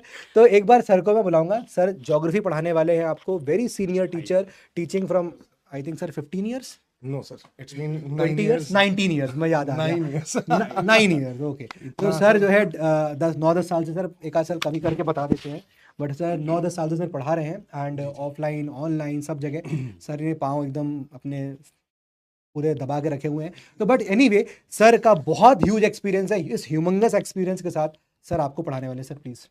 बस एक सवाल बस आपसे है सर, जी, जो सर। हमारे ज्योग्राफी को लेकर रहता है, बच्चों में भी रहता है सर। ज्योग्राफी जैसे कहा जाता है कि ये वही समझ सकता है जो थोड़ा सा टेक्निकल बैकग्राउंड का है। बिल्कुल। क्या ये सही है कि र्यूमर है कि ये केवल ऐसा नहीं कि जो टेक्निकल बैकग्राउंड का नहीं वो ज्योग्राफी नहीं समझ सकता बेहतर तरीके से? सर ये जो ज्योग्राफी को, जैसे आपने बोला कि ये टेक्निकल लोगों को ही समझ में आता है, अगर सर ये टेक्निकल सब्जेक्ट होता तो मेरे हिसाब से साइंसेस का पार्ट होता। Geography is the part of social science, और geography is mother of all sciences. हाँ, इसमें टेक्निकल टर्म्स हैं, बट उनको समझने का तरीका जो है सर, दैट इज समथिंग जो आसान तरीके से समझेगा वो ज्योग्राफी को एकदम अच्छे से समझ जाएगा। जो सबसे इंपॉर्टेंट बात है सर ज्योग्राफी की, वो ये है, हम उसको पढ़ते हैं, हम उसे जीते नहीं हैं, हम उसे देखते नहीं हैं। हम जब ट्रेवल करते हैं हमारे पास पर्सपेक्टिव नहीं होता। आप कहीं जाते हैं, आपके सामने एक रिवर बह रही है, आप उस नदी को जानते हैं तो आप उसके बारे में बहुत सारी चीजें सीख सकते हैं। वही चीजें आपको ज्योग्राफी में देखने को मिलती हैं। मेरा जो प्रोस्पेक्ट और एस्पेक्ट रहता है ज्योग्राफी पढ़ाने का, वो ये है, जितना ज्यादा आप अच्छे इंटरलिंकेजेस कर सकें उतना अच्छा आप इस सब्जेक्ट पे महारत हासिल कर सकते हैं। क्योंकि ज्योग्राफी जीएस पेपर 1 का भाग है। आप उसके अंदर सोसाइटी और हिस्ट्री को देखते हैं। अगर आप इंडस वैली सिविलाइजेशन देखें तो वहां पे भी ज्योग्राफी के बहुत सारे प्रोस्पेक्टिव हैं। अगर आप सोशल प्रोस्पेक्ट्स को देखें तो बिना ज्योग्राफी के आप सोसाइटी को भी इमेजिन नहीं कर सकते। क्योंकि सर चाहे वो सोसाइटी है, चाहे वो इकोनॉमी है, चाहे वो कहीं का पॉलिटिकल एडमिनिस्ट्रेशन है, वो वहां की ज्योग्राफी ही तो तय करती है। और आज के इस दौर में आप लोगों से बेहतर कौन समझेगा कि ईरान की ज्योग्राफी ही उनको सबसे बड़ा एज देकर जा रही है। ईरान ने स्ट्रेट ऑफ हॉर्मुज को पकड़ा। ईरान के पास वहां का जो टेरेन है वो डिफिकल्ट है, that is making them really invincible in these days. वही चीजें हैं जो ज्योग्राफी में हमें समझनी है। अगर आप करंट इवेंट्स के साथ उन्हें रिलेट करते हुए चलोगे, वही पहाड़ जो आप घूमने जाते हैं वही आपको बनते हुए दिखने लगेंगे। मेरा यही प्रोस्पेक्ट हमेशा से रहता है। मैं सर कहना चाहूँगा कि ज्योग्राफी बहुत बेहतर टीचर वो होता है जो विजुअलाइज करा दे, मैप से पढ़ा दे, और दीपेंद्र सर को इस मामले में महारत हासिल है, और जिसके लिए मैं यही कहूँगा कि इनसे बेस्ट कोई हो ही नहीं सकता है, और इससे बेहतर समझा भी नहीं सकता है कि जब आप माने स्टेट ऑफ हॉर्मुज सर कह रहे हैं, आप क्लास में रहेंगे तो वो आपको स्टेट ऑफ हॉर्मुज वहाँ दिखाई देगा कि अच्छा ये है स्टेट ऑफ हॉर्मुज, ये इसके अगल बगल क्या है, कैसे ही वहाँ पर, तो वो पूरा का पूरा आपके दिमाग में कंसेप्ट ही बैठ जाएगा वो। बिल्कुल सर, बिना विजुअलाइजेशन के ज्योग्राफी को समझना बहुत ही डिफिकल्ट है। आप अच्छे मैप्स बनाएं, आप अच्छे वीडियोस के थ्रू आप क्लास में बैठेंगे, आपको वो सारी चीजें दिखने लगेंगी। ये मैं आपको गारंटी से कह सकता हूं। अभी तक जितने भी बैचेस में, पिछले प्रारंभ में भी और प्रहार, और जितने भी बैचेस में हम पढ़ाए हैं, उन सब में सबसे इंपॉर्टेंट जो बच्चा मुझे आके बोला है वो ये है कि sir we had a large fear with geography and this is one of my favourite subject now. ये मैं आपको गारंटी से कह सकता हूं, आपका सबसे फेवरेट सब्जेक्ट ज्योग्राफी होगा इस पूरी तैयारी के दौरान, जब तक आप मेरे साथ जुड़े रहेंगे। भाई सर के अपने जो वर्ड्स है वो अपने आप में बहुत भारी है। हाँ सर, सर मैं जो बोल रहे इट्स हैं ऑन कि- camera and I do take my words. And मैं बताऊं, मतलब सच में मैंने जितना सर को देखा है, जाना है क्लासेस में, भाई तुम पढ़ने वाले हुए तो सर तुमको बैठा के ना पढ़ा देंगे। लेकिन तुम अगर कभी भी इधर उधर कुछ करोगे तो डांट भी खाओगे। ये भी मैंने देखा है कि सर, देखो है भाई, मतलब सर का ये एक है ऑरा है भाई, डांट देते हैं क्योंकि तुम्हारे भले के लिए होगा, है ना, तो उसको अदरवाइज मत लेना। सर का तरीका डांट के पढ़ाएंगे, बिल्कुल बिल्कुल बिल्कुल पढ़ाएंगे। बिल्कुल सर, हमारा जॉब सेटिस्फेक्शन ये है कि ज्यादा से ज्यादा बच्चे पढ़ते हैं, that is also good, but ज्यादा से ज्यादा बच्चे सेलेक्ट हों, ये हमारा जॉब सेटिस्फेक्शन है। It's been 9 years sir now, and I am teaching with offline and online also. इतने बच्चे मुझसे मिलते भी हैं, वो हमसे आके पूछते भी हैं कि sir how do you feel about all these things. तो हमारा यही फीलिंग रहता है, जिस दिन मुझे, अगर आज भी sir, it's been so long now, the moment I step out of my class, मेरे घर से जब फोन आता है, वो मेरे बारे में नहीं पूछते हैं, वो ये पूछते हैं क्लास कैसी रही। ये अभी तक एक नॉर्म है जो हमने मेंटेन किया है। This is what our sincerity and seriousness towards the subject and our passion. क्योंकि सर ये प्रोफेशन नहीं, ये हमारा पैशन है जिसको लेके हम आगे बढ़े हुए हैं। यस, यही कर्म है, यही धर्म है। यस जी सर।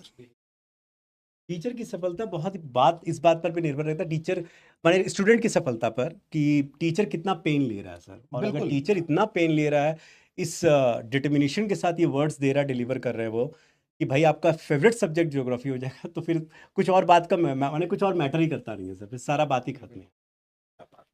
ठीक है सर, ठीक है, thank you so much sir. Thank you आपसे so बैचेस much. में मिलेंगे। जी सर। तो ये हमारे सारे फैकल्टीज़ हैं जो इंग्लिश की फैकल्टीज़ हैं।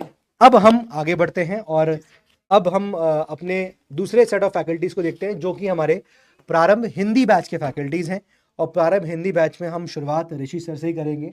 ऋषि सर को मतलब needs no introduction, king of economic Indian economy, है ना, इकोनॉमी के सर किंग हैं। और इतना तगड़ा, मतलब आर्मी सर की इतनी तगड़ी, मैं तो भाई वही मैंने हाथ खड़े कर लिए, मैंने कहा भाई सर को तो कुछ नहीं, सर, इनका मतलब प्यार सर का है। मतलब ऑफ कोर्स सर का जो सब्जेक्ट पे कमांड है, सर एक बहुत ही सीनियर टीचर है और अब हमारे साथ भी हैं और मेरे ख्याल से साल भर से ऊपर हो गया है सर हमारे साथ हैं।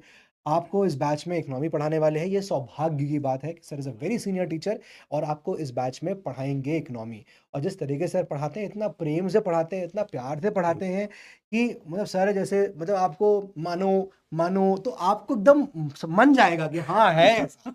सर ऐसा बोल देंगे प्यार से कि आपको मानना पड़ेगा भाई, ऐसा ऑप्शन ही नहीं है कि हाँ नहीं नहीं नहीं हम कैसे माने, हाँ सर मानते हैं एकदम। तो सर कैसा आप मतलब यहाँ पर कैसे चलने माने वाला है? मैं सर वही दीपेंद्र सर की तरह ही बात कहूँगा कि इकोनॉमी मतलब है कि बच्चों का, ये मैं हमेशा फीडबैक अपना पाता हूँ कि सर मेरा ये सबसे फेवरेट सब्जेक्ट यही है। राइट।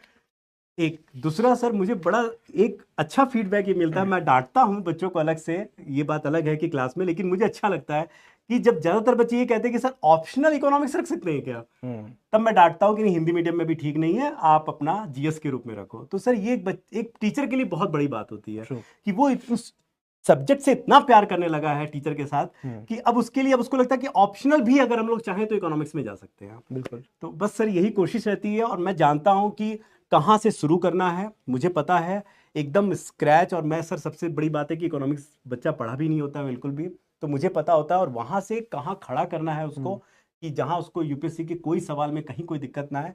बस मेरा यही प्रयास है और मेरे ख्याल से मैं क्या सर, सारे टीचर यही, अगर आप देवेंद्र सर की बात कर ले, आज देवेंद्र सर उपस्थित नहीं है हम लोगों के पास, अदरवाइज जब आप इनकी हिस्ट्री की क्लासेस देखेंगे, और ऐसा नहीं है कि मैं ये कह रहा हूँ, कभी मौका मिले तो चेक करने के लिए आप YouTube में इनकी बहुत सारी क्लासेस पड़ी हुई भी है। बिल्कुल बिल्कुल संभव बैच में है भी है, बिल्कुल। मैराथन भी है सर इन्होंने किया है। मैराथन्स पढ़ाई आप है। पढ़ेंगे आपको लगेगा टाइम कैसे बीत रहा है पता नहीं है, और क्या मजा आ रहा है, कैसे कनेक्ट कर रहे हैं चीजों को। हिस्ट्री जैसे सब्जेक्ट को, इतना बोरिंग सब्जेक्ट को कोई कैसे जीवंत कर सकता है और कितना मजेदार बना सकता है, वो देवेंद्र सर से बेहतर कोई नहीं जानता। देवेंद्र सर की जो फैन फॉलोइंग है, अलग देवेंद्र है। सर को जो बच्चे पसंद करते हैं, सर सर ऑफलाइन में पढ़ाते हैं, सर ऑनलाइन में पढ़ाते हैं, सर हर जगह अपना प्रेजेंस रखते हैं और बच्चे उनको बहुत पसंद करते हैं उनके वे ऑफ टीचिंग को लेकर, जितनी क्लैरिटी से वो पढ़ाते हैं और जितना सर कभी कोई महीन काट देते हैं बच्चों को कि भैया तुमने मतलब आपको आपका मजा भी हो जाएगा, मजाक भी हो गया, पता भी नहीं चला, पता भी नहीं मतलब आपको क्लास में आपने कुछ उल्टा सीधा किया तो सर आपको ब्लॉक भी कर देंगे। मैं बता रहा हूं सर, अभी मेरी क्लास चल रही है प्रारंभ में शाम को, और ठीक 1 घंटे बाद देवेंद्र सर की चलती है। कभी क्लास को मैं थोड़ा स्ट्रेच करता, बच्चों थोड़ा सा और पढ़ लो, नहीं नहीं नहीं सर अभी देवेंद्र सर की क्लास चलनी है। हाँ। और ये बात देवेंद्र सर के लिए तो बहुत बड़ी बात है कि हमारे बच्चे कोई कॉम्प्रोमाइज करने को तैयार नहीं। नहीं सर, अभी देवेंद्र सर की क्लास चलनी है, हाँ। अपना क्लास बंद कीजिए अब इसको। बिल्कुल सर। तो सर कहानी को बहुत- ऐसे पढ़ाते हैं, मैंने देखा है कई बार सर की जो इंस्टाग्राम पे स्टोरीज कटती हैं क्लासेस की, बहुत वो उसमें मतलब कोई राजा महाराजा के बारे में ऐसी बातें बता रहे होते हैं और फिर उसने ऐसा कर दिया, फिर वैसा कर दिया, और फिर उसमें एकदम मजेदार तरीके से वो कहानी जब जाती है स्टूडेंट के दिमाग में तो वो सेट हो जाती है। To the point. To the point. Devendra sir कहाँ से हैं? यूनिवर्सिटी ऑफ इलाहाबाद को बिलोंग करते हैं, मेरी बात हुई सर से, और ऑक्सफोर्ड ऑफ द ईस्ट वहाँ से पढ़े हुए, उसका हिस्ट्री डिपार्टमेंट अपने आप में बहुत ही ज़बरदस्त है। और सर इतनी डेप्थ लेके आते हैं, इतना डेप्थ ऑफ इन्फॉर्मेशन लेके आते हैं, नॉलेज रखते हैं, और आपको ऑफलाइन में पढ़ाते हैं, ऑनलाइन में पढ़ाते हैं। तो आपको इस बैच के अंदर देवेंद्र सर यहाँ पढ़ा रहे हैं। इनफैक्ट मैं बताऊँ, देवेंद्र सर हिंदी बैच में पढ़ाते हैं, देवेंद्र सर इंग्लिश बैचेस नहीं पढ़ाते हैं। और भाई एक आध भाषा ना आती हो तो मैं नहीं कह सकता कि तमिल में पढ़ाने लग जाएंगे, बंगाली बोलने लग जाएंगे, जो कि बहुत मुझे लगता है कि एक आध तो लैंग्वेज जरूर होगी। देवेंद्र सर, मुझे अगर आप देख रहे हैं तो मेरा आपको कोटि कोटि नमन, आपको प्रणाम मेरा, है ना। आप जहाँ पर भी हो, आप जो है एकदम जल्दी से आइए, और बैचेस में सर बच्चों को मिलने वाले हैं। Manju ma'am, sir Manju ma'am यहाँ नहीं आई हैं आज, बट मंजू मैम जो है आपको इस बैच में पॉलिटी पढ़ाने वाली है। एंड मंजू मैम का सर अगेन प्रारंभ बैच जब शुरू हुआ था, शी वॉज द, मतलब मंजू मैम हम थी लोग जब कुछ कह ही नहीं सकते उनके बारे प्रारंभ में, बैच कुछ सर कह ही शुरू नहीं मैम से सकते। हुआ था। प्रारंभ का जो यूट्यूब चैनल है सर, मैम ही वहाँ पर, मैं था, मैम थी, मैम से शुरू हुआ था, मैम का वीडियो गया, सब कुछ हुआ, तो मैम वहाँ से इस चैनल को चला रही हैं, मैम वहाँ से जुड़ी हुई हैं। और सर मुझे मतलब मैं कोई ऐसा सब्जेक्ट नहीं है शायद जो मैम ने ना पढ़ाया हो। मैम ने ज्योग्राफी पढ़ाया है, मैम ने हिस्ट्री पढ़ाया है, मैम ने पॉलिटी पढ़ाया है, मैंने सब देखा है, मैम के सारे लेक्चर्स देखे हैं। आप मंजू मैम, आप हिस्ट्री लिखेंगे तो आ जाएगा, मंजू मैम पॉलिटी लिखेंगे तो आ जाएगा। तो she has a lot of information, बहुत नॉलेज रखती है, बहुत ज्ञान है मैम के पास। और मैम आपको इतने ह्यूज एक्सपीरियंस के साथ इस बैच में उतर के पॉलिटी पढ़ाने वाली है। अगेन बहुत ही पसंद करते हैं बच्चे। Sir I am feeling very proud कि मैं इस टीम में पढ़ा रहा हूँ जहाँ एक से बढ़कर एक है, and Manju ma'am is one of them sir. कोई अभय सर है सर, सीसैट पढ़ाने वाले हैं। इनके बारे में तो सर मैं कहूँगा कि मैं इनको पहले से भी जानता हूँ सर, और सीसैट के मामले में क्या कहूँ कि बस सीसैट, देखिए सर हिंदी मीडियम में सबसे बड़ी समस्या आज के दिन में प्रीलिम्स में सीसैट की ही है बच्चों। सीसैट बच्चों बहुत कमजोर होता है उनका। क्यों? क्योंकि वो सीसैट, वो मैथ से भाग रहे होते हैं, रीजनिंग से भाग रहे होते हैं, नहीं कुछ समझ में ही नहीं आ रहा है। और एक टीचर अगर उसमें इंटरेस्ट पैदा कर दे कि बच्चा को उसी में मजा आ रहा है, बोले सीसैट अब तो बस खेल हो गया हमारे लिए, तो वो कोई कर सकता है हिंदी मीडियम में। वो चमत्कार अभय सर करके दिखा रहे हैं सर। बिल्कुल सर। पिछले कई सालों से ये चमत्कार अब इन्होंने शुरू कर दिया है, और आप लोग खुद देखेंगे जब इनसे पढ़ करके सीसैट को, तो ये तुम पक्का बोलोगे कि सर जीएस का हमें भले डर हो, लेकिन सीसैट को लेकर अब डर नहीं रहा हमारे। बिल्कुल। नवीन सर ज्योग्राफी पढ़ाने वाले हैं, again a very senior teacher. और सलीम सर 20 साल से पढ़ा रहे हैं सर, 20 इयर्स का ह्यूज एक्सपीरियंस, मतलब 20 साल, मतलब मैं तो शायद स्कूल में रहा होऊंगा मैं जोड़ नहीं पा रहा हूँ, बट ऑफ कोर्स मतलब 20 साल से सलीम सर पढ़ा रहे हैं। बहुत सीनियर टीचर हैं, साइंस एंड टेक पढ़ाने वाले, आपको लखनऊ से आते हैं, अदब के टीचर है, बहुत ही वैसी ज़बान है उधर की, मतलब प्यारी ज़बान है सर। आप मुझे देख रहे हो तो आपको आदाब ही है। और सर जो है बड़े अच्छे तरीके से, कभी लखनऊ जाता हूँ तो कई बार ऐसा होता है कि मिलने का हो बट मिल नहीं पाते हैं, क्लासेस के टाइम अलग अलग होते हैं, लेकिन सलीम सर आपको इसमें साइंस एंड टेक पढ़ाएंगे। And Naveen sir again very very dashing. एक शब्द में सर नवीन सर के बारे में, जी। गर्दा उड़ा और कोई नहीं उड़ा सकता। अगर बच्चों नहीं पता है गर्दा उड़ाना, मतलब उससे बेस्ट कुछ हो ही नहीं सकता है, ठीक है। और ये काम केवल और केवल हमारी टीम में नवीन सर ही करते हैं। नवीन सर कर सकते हैं। तो नवीन सर को आपने उनके लेक्चर्स संभव बैच में भी देखे होंगे, आपने उनको शॉर्ट्स में भी देखा होगा, प्रारंभ चैनल पे भी देखा होगा, तो आप जाके उनके लेक्चर्स ही देख सकते हैं। Of course very senior teacher, बहुत टाइम से इस इंडस्ट्री के अंदर पढ़ा रहे हैं। चलिए सर आगे बढ़ते हैं। सर अब एक चीज यहाँ पर आती है कि ये जो प्रारंभ 2029 बैच में ऑफिसर्स किट यहाँ पर सर मिलने वाली है, ये ऑफिसर्स बैग है, और इस बैग, ये जो बैग है ये प्राइस इसी में है सर। और एक चीज और इसमें जो मैं ऐड करना चाहूंगा कि सर ये ऑफिसर्स बैग ना सर, ये किट जो डिलीवर होना शुरू होगी ये 1 मई से शुरू होगी, है ना, 1 मई के बाद से होगी मैं कहूँगा। देखो क्या होता है, बहुत सारे सर स्टूडेंट यहाँ पर लिख रहे हैं किताब, बैच ले लिया, किताब नहीं आई, किताब आ गई तो बिग बैग नहीं आया। भाई लोग पेशेंस रखिए, सबकी किताबें और सबके बैग आ जाएंगे टाइमली, है ना। ये कुछ चीज़ें ऐसी होती है, याद है कि मैंने एक और राजेश सर ने एक शॉर्ट बनाया था और उसमें हमने कार्गो बुक किया था। वो कार्गो इसीलिए किया था कि सामान बहुत सारा होता है, ये देखिए इतना डिलीवरी होती है सामान की, इतना बच्चा जब लेता है बैजेस को खरीदते हैं, है ना, और तो सामान जाने में टाइम लगता है, किताबें कहीं और से पहुंचती हैं। अब लोग कहते हैं सर किताबें आ गई बैग नहीं आया। अरे मालिक, किताब और बैग एक जगह से नहीं जा रहा है ना, किताब पब्लिकेशन में छप रही है, बैग कहीं और से आता है, समझ रहे हो। तो डिलीवरी होने में टाइम लगता है, तो परेशान ना होएं, आपको हर चीज़ मिल जाएगी। नहीं मिलेगी तो भाई हम बैठे हैं, आपको जो टाइम दिया आप कहते हो 15 तारीख डेट थी, डेट निकल गई, सामान नहीं आया, ऐसा कोई दिक्कत वाली बात नहीं है। डिले होता है कभी कभी, क्योंकि देखो 15-20 दिन में डिले हो सकता है, सामान की चीज़ होती है, because it takes time to deliver. ठीक है, तो ये ऑफिसर बैग सर पूरा है, ये पूरा का पूरा आप देख रहे हो ऑफिसर बैग अपने आप में कितना अट्रैक्टिव लग रहा है, और ये पूरा सामान जिसमें हाइलाइटर, बुक्स, सब कुछ आपके घर पहुंचेगा। सर एक बात आप अपने बताइए, सोचकर, बच्चों का मैं कई देख रहा हूँ कमेंट रहता है हमेशा कि सर सब कुछ है इसमें, इस बार ग्लोब क्यों नहीं है? ये बताइए सर। आसिफ सर आपको क्या लग रहा है इस बार ग्लोब क्यों नहीं आया है? सर ये इसलिए कि मैं चाहता हूं बच्चे खुद वो ग्लोब बनाना सीखें, आए देखिए वर्ल्ड मैप खुद बनाना सीखें। ये था आसिम सर का जवाब। तो भाई ये है। चीज है ना, आपको मिलने वाला ऑफिसर बैग, और इसमें आप 1 महीने के बाद ही इसको डिलीवरी स्टार्ट होगी, तो हो सकता है पहुंचते पहुंचते आपको 7-10 दिन भी लग सकते हैं। थोड़ा तो भाई, वेट करना, हाँ प्लीज वेट थोड़ा करिएगा, वेट मिल करना जाएगा। होगा ठीक है, आपके। तो एक और चीज है सर, जबरदस्त चीज की रैंक 182 हमारे साथ हैं, दिव्या गहलावत मैम है, और आपके साथ इस बैचेस के अंदर स्ट्रैटेजी सेशंस लेने वाले हैं। तो आपके बहुत सारे ऐसे स्ट्रैटेजीज आपको पता चलेंगे, टॉपर स्ट्रैटेजी जो ट्राइड एंड टेस्टेड है कि मैम ने क्या किया था, तो वो भी आपको मैम इस बैचेस में बताने वाले हैं। ये एक बहुत ही इंपॉर्टेंट चीज है जो पहले के बैचेस में अभी तक नहीं था। ये मैं पहली बार देख रहा हूँ मैटर करता है सर कि अगर टॉपर्स के selected इस तरह के student आकर, सेशन जी सेशंस आपके रेगुलरली मैम के साथ यहाँ पर होते रहेंगे। और याद रखिएगा ये इंग्लिश हिंदी दोनों में होगा। ये मत देखिएगा कि दिव्या मैम है इंग्लिश में तो फिर हिंदी में कौन आएगा, हिंदी के में भी टॉपर आकर आपका रेगुलर सेशन लिया करे। बिल्कुल, अब आदित्य सर आ गए हमारे साथ। सब बैचेस में आएंगे, टॉपर जरूरी है यार। बिल्कुल, तो सर अगली 7 क्लासेस एक बार सर बता दीजिए please। सर ये क्लासेस से पहले ये बच्चे सर बहुत चीजें इनके सवाल हैं कि सर ग्लोब चाहिए हमें, हाँ, ये चाहिए। बेटा सुन, बेटा बच्चा सुन, सर ने बताया अभी 1 तारीख से होगी डिलीवरी शुरू। डिलीवरी कहाँ से होगी शुरू, सोच के देखो, मुंबई, पूना, जहाँ से कार्गो हमारा जुड़ेगा वहां से जाएगी, तुम्हारे गांव तक पहुंचेगी, किसी के शहर तक पहुंचेगी, कहीं तक समय लग जाएगा, आ जाएगी चीजें।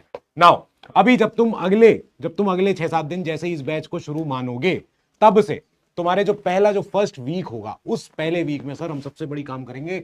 इनको 5 बजे 18 तारीख को हम ये बताएंगे कि सर आपकी क्लास में मेरे ख्याल से ही है, तो भाई कि कैसे तुम्हें सिलेबस से तुम वाकिफ मुखातिब हो पाओगे कि नहीं इस 2+1 ईयर प्रोग्राम में, यानी कि 3 ईयर प्रोग्राम में तुम्हें यूपीएससी कितना तुम्हें डीप लेके तैरना है अब इसमें पानी में आके।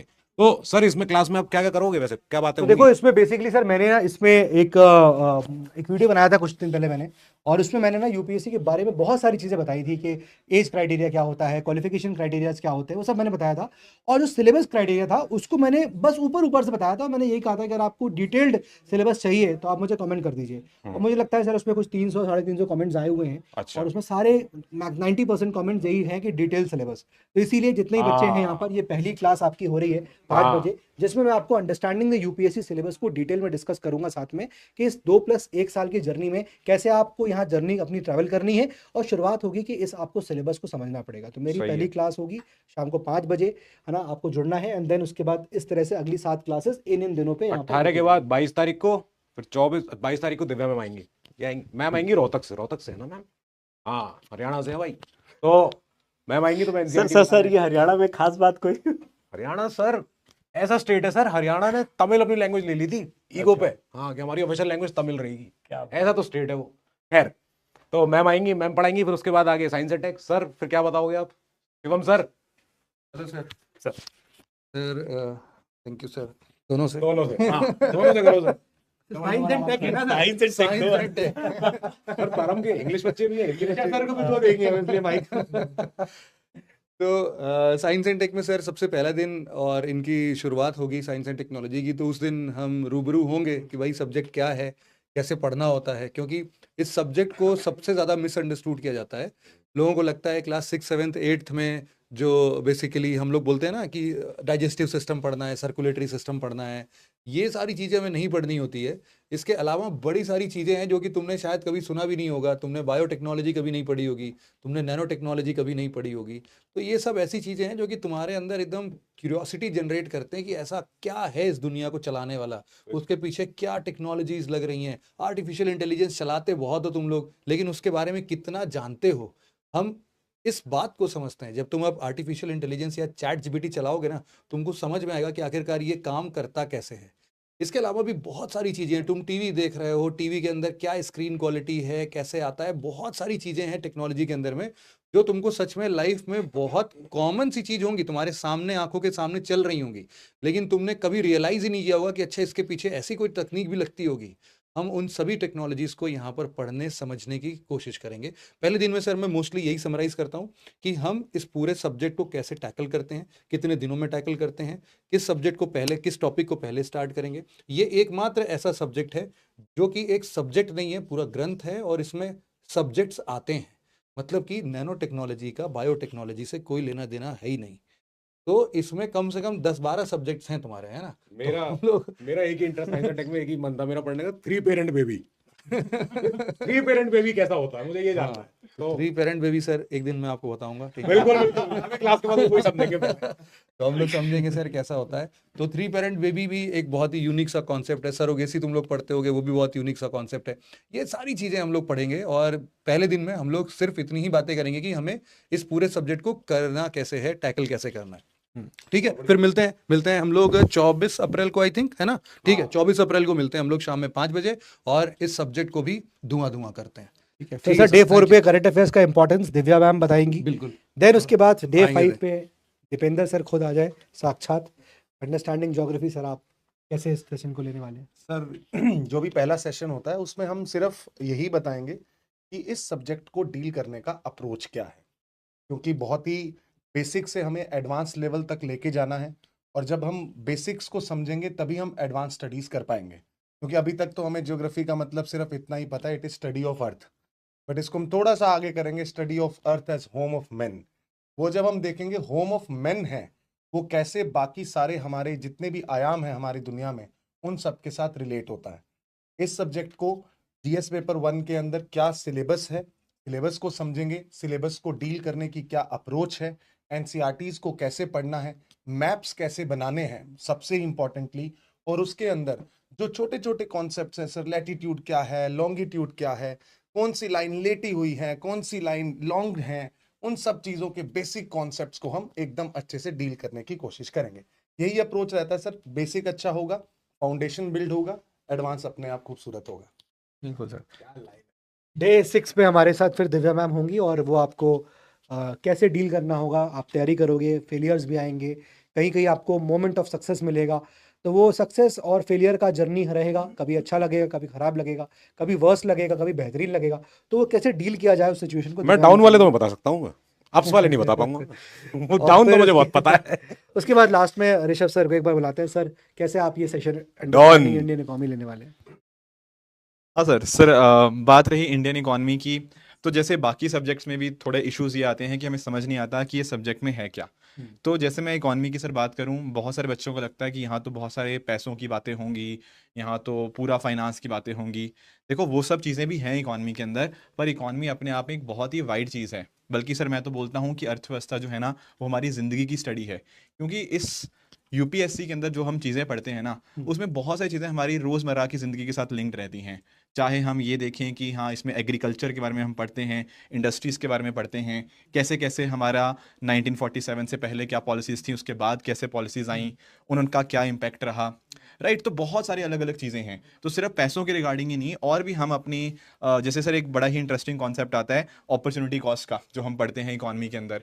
वो ये बताता है हमें कि यार हम अपनी ज़िंदगी में कुछ भी कर रहे हैं ना, तो कोई चीज़ अगर हम कर रहे हैं, कहीं ना कहीं किसी और चीज़ को हम छोड़ के वो चीज़ कर रहे हैं। तो बच्चे आज यूपीएससी की तैयारी कर रहे हैं, इन्होंने भी कुछ ना कुछ त्याग किया होगा, कुछ ना कुछ इन्होंने स्ट्रगल करी होगी, कोई ऐसी चीज़ थी। शायद बच्चे जैसे आज सर बहुत बच्चे लाइव देख रहे हैं इसको, अब इनके पास ऑप्शन था कि आईपीएल का मैच देख लेते, पर नहीं, इन्होंने चूज किया इस सेशन को अटेंड करना, क्योंकि इनको लगता है कि ये सेशन से इनको बहुत ज़्यादा वैल्यू ऐड होगा as compare to IPL match. ये कुछ और नहीं, ये अर्थव्यवस्था का ही एक कॉन्सेप्ट है।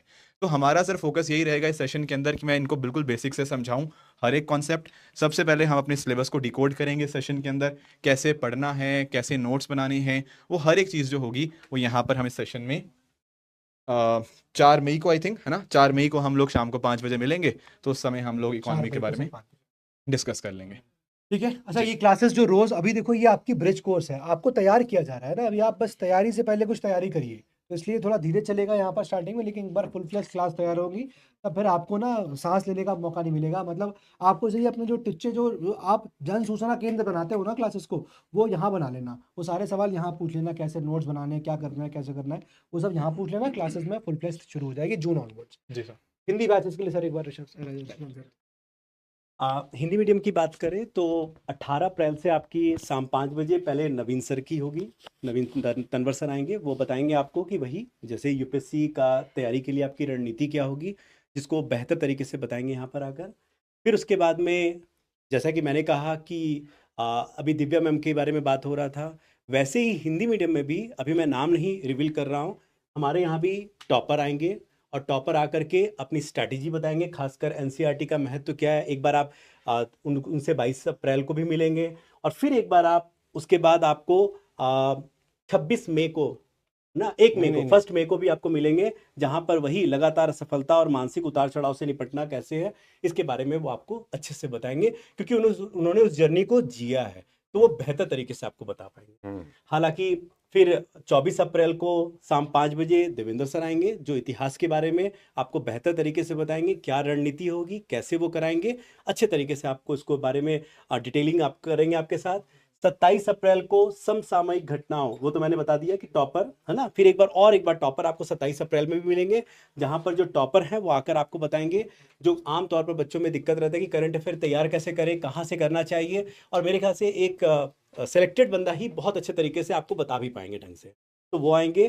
उसके बाद भूगोल के बारे में बात करें तो फिर नवीन सर की 29 अप्रैल को शाम 5 बजे क्लास होगी, जहां पर वो आकर के भूगोल के बारे में अपना बताएंगे, किस तरह से उस सब्जेक्ट को वो बताएंगे या कैसे पढ़ाएंगे, क्या क्या उसमें आपको ध्यान रखवाएंगे, किस तरह से गर्दा उड़ाने वाली जो बात मैं कह रहा था वो करेंगे, वो सारी बात वो भूगोल के क्लास में 29 अप्रैल को करेंगे। और फिर आपकी 4 मई को 4 मई को मैं खुद आऊँगा अर्थव्यवस्था के महत्व को समझाने के लिए, जहां मैं अर्थव्यवस्था के बारे में आपको बेहतर तरीके से बताऊंगा, कैसे पढ़ना है, कैसे आपको आम जीवन से जोड़ना है।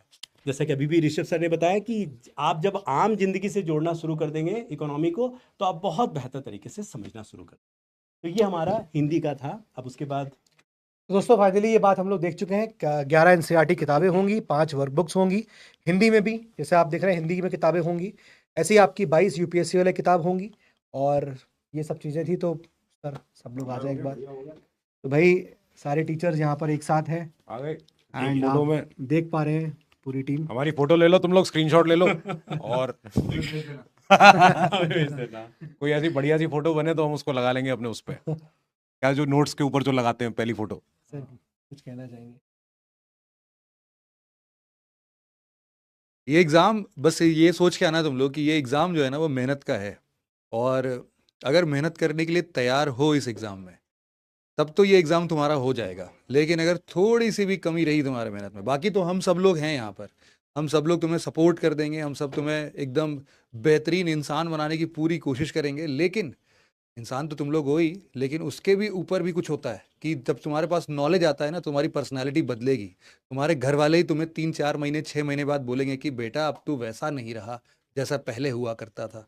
तो ये परिवर्तन तुम्हारे अंदर आएगा, लेकिन तभी आएगा जब तुम शिद्दत से हम सब के साथ मेहनत करने के लिए तैयार हो। हम सब भी तुम्हारे लिए बहुत मेहनत करने के लिए तैयार हैं, और यही इच्छा हम तुमसे भी रखते हैं कि तुम भी उतनी ही मेहनत और शिद्दत के साथ इस बैच में आओ, जुड़ो, और हम सब लोग मिलके कुछ नया इतिहास रचते हैं। यश उपाध्याय को मैं ये कहूँगा, बेटा देखो हर तरीके से हम आपके साथ होते हैं, बैचेस तो है ही जिसको मतलब ऑफ कोर्स रन करने के लिए वी नीड सम, है ना, कुछ चीज़ें चाहिए होती हैं, है ना। और साथ ही साथ अगर आपको लग रहा है कि if there is some problem then PW only IAS Prarambh YouTube channel पर पूरा कंटेंट आपके पास पड़ा हुआ है, फ्री कंटेंट है। और जो हमारे चैनल्स हैं यूपीएससी वाला है उस पर फ्री कंटेंट है, लास्ट में संभव सीरीज़ आती है। हर तरीके से आप जैसा आपको मैराथन चाहिए है, आपको MCQ सीरीज़ चाहिए, अभी भी MCQ सीरीज़ चल रही है, वहाँ से आप देख लो। तो भाई किसी तरह से आपको ना आपकी तैयारी में अड़चन नहीं आएगी, ये आपको हम लोग यहाँ से इंश्योर कर सकते हैं। तो thank you so much everyone, thank जय यू। हिंद।